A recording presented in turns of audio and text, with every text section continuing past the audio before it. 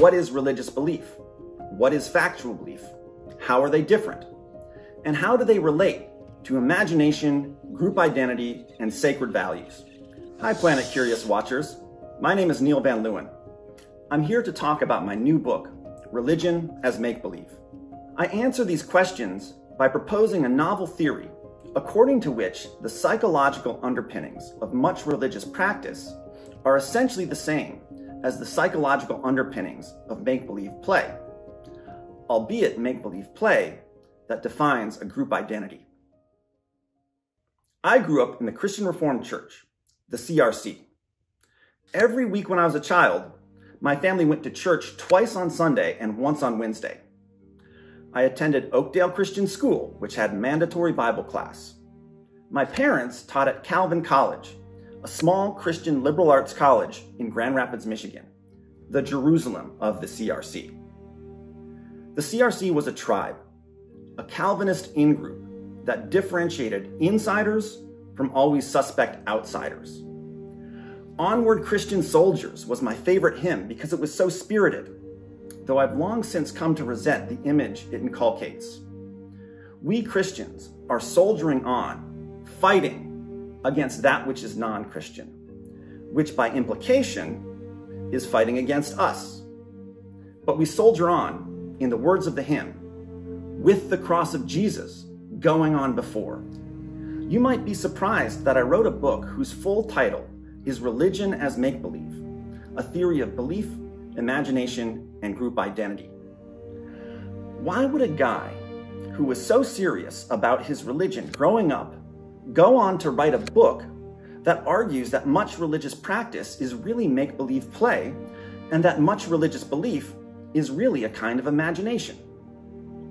Well, the truth is, at some level, I knew it all along. But what was it exactly that I knew, however vaguely? To answer that, let's get clear on the focus of my book. The point of my book is to explore the psychology of so-called religious belief. How is it that people are relating to ideas when they relate to them in a religious way? What is going on psychologically when otherwise rational people profess belief in absurdities, like talking snakes or people rising from the dead? My basic idea is that people generally have two distinct maps in their minds, and the two maps function differently. The first map I call factual belief, just to have a term for it. The second map I call religious credence, again, just to have a term. The first map generally represents mundane features of the world, like where your house is, while the second map tends to represent sacred stories and doctrines, and the supernatural. Well, you might ask, how are those two maps processed differently in people's minds? To give a snapshot of my theory, I focus here on three major differences between factual belief and religious credence. First difference, factual belief is involuntary. Religious credence is voluntary. This means that people choose their religious credences. For example, anthropologist Tanya Lerman, who studied the Vineyard Church, where people practice hearing the voice of God, quotes one of her informants as saying, quote, "I can choose to believe this is from God, or I can think this is just from me. And the reality is, it could be either. There always is a choice to believe what it is." End quote. But factual belief, by way of contrast, is not voluntary. Could you, for example, voluntarily decide to factually believe that you have no ears, just like you can voluntarily decide to raise your arm? That makes no sense. Could you, by choice, will yourself to believe that New York City is in California? You couldn't choose to factually believe that if I paid you, though you might pretend to. So unlike religious credence, which is voluntary, factual belief is involuntary. That raises the question, then, of what does determine people's factual beliefs, if not their wills. That brings us to second difference. Factual belief is responsive to evidence. Religious credence is not responsive to evidence. If you factually believe, say, that there are almonds in your cupboard, but then you see an empty cupboard, poof, your factual belief gets extinguished by the evidence of your eyes.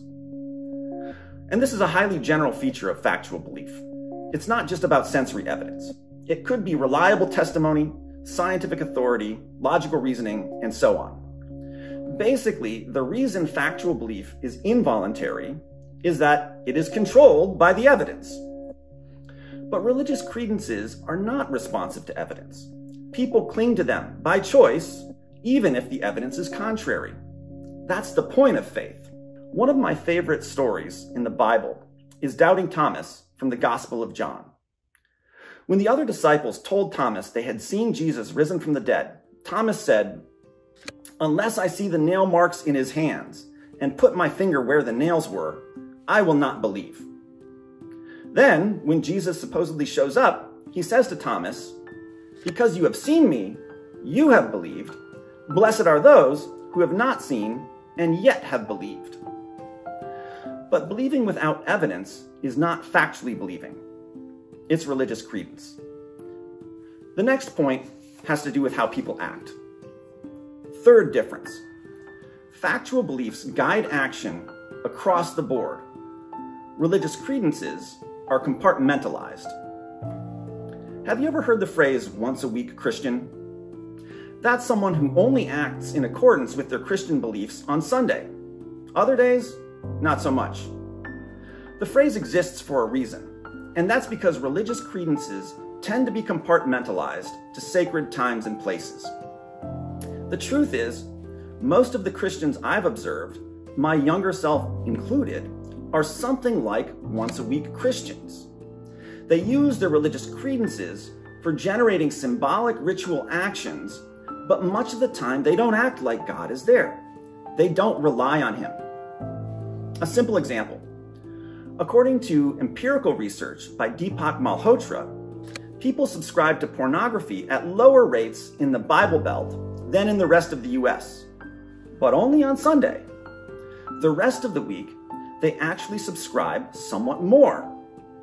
So, does God not forbid pornography on Tuesday, or are religious credences compartmentalized? As my friend the psychologist Azim Sharif puts it, religious people are people first and religious second. But factual beliefs aren't compartmentalized like that. Whenever you act in the world, whether on the street, in the church, at work, on the playground, and so on, in all those situations, you do rely on your factual beliefs because you have to. Factual beliefs about what's where, about the physical layout of the space you're in, about how much money you have, about your transportation options, and countless more. Factual beliefs guide action, again, across the board. Now here's the kicker. Those three differences I just laid out between factual belief and religious credence are also the three differences between factual belief and imagining. Suppose, for example, I'm imagining that I'm a dinosaur for the sake of playing make-believe with my nephew. That imagining, first, is voluntary. I'm choosing to be in the mental state that represents me as a dinosaur.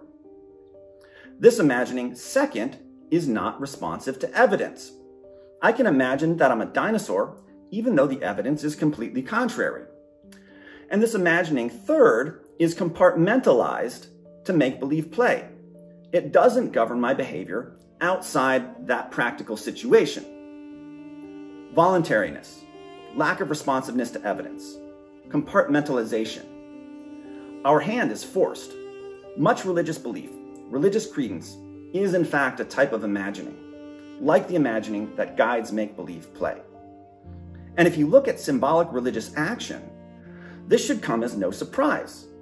We should expect that talking and kneeling before invisible supernatural beings involves some form of make-believe play, driven by imagining the supernatural.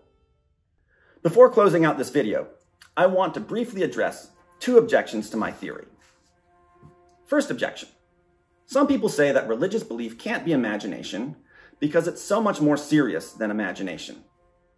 To that I say, you just underestimate the power of imagination. Religious credence is serious because it's imagination with two components added. Those are A, group identity, and B, sacred values. Just as children form groups on the playground in accordance with which games they play, So too do people form religious groups in accordance with which sacred games they play. Rituals, petitionary prayer, sacrifices, sacraments, and so on. And they value these games as sacred insofar as they treat the props in the games, from crosses to Qurans, as inviolable. This is the stuff of religion. Second objection to my theory. Some people say that religious practice can't be make-believe play, because when people play make-believe, they know they are doing so, whereas religious people don't seem to have any realization of the sort. My response to this objection is twofold. First, much pretending people do, from social roles to subtle deceptions, is done without awareness, as Erving Goffman would point out. So it's no problem for my theory that it implies that people sometimes pretend without realizing it, without being conscious that that's what they're doing. Second, look closer. If you do, you'll see many signs that people who are religious intuitively know that they're pretending, even if they say otherwise. Remember how I said earlier that at some level, I knew it all along. What I knew all along was that the God I spoke to when I prayed all those years ago in the Christian Reformed Church as a devout young boy, what I knew, as much as I tried to deny it to myself, was that I was really speaking to my own imagination. Thank you for listening, Planet Curious, and I hope you enjoy Religion as Make-Believe.